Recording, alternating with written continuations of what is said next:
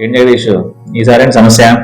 గత కొద్ది నెలలుగా బాగా కండరాలు పట్టేసినట్లుగా వణుకు వచ్చేస్తుంది, నిద్ర సమస్య ఉంది, కొద్దిగా చిరాకుగా ఉంటుంది.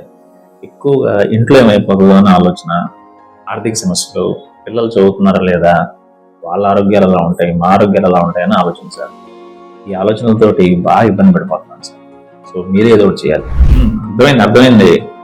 మీకు జనరలైజ్డ్ యాంగ్జైటీ డిజార్డర్ ఉందో, ఇది పేరుకు తగ్గట్టుగానే కంగారు మరీ తీవ్ర స్థాయిలో కాదు, మరీ తక్కువ స్థాయిలో కాకుండా కొన్ని నెలల పాటు అలా ఉంటదన్నమాట. అంటే సాధారణంగా రోజు జరిగే వ్యవహారాల మీద నువ్వు చెప్పావు చూసావా, ఇంట్లో సమస్యలు, ఆర్థిక సమస్యలు, లేకపోతే చదువు సమస్యలు, అన్నీ ప్రతి ఇళ్లలో ఉండేవే.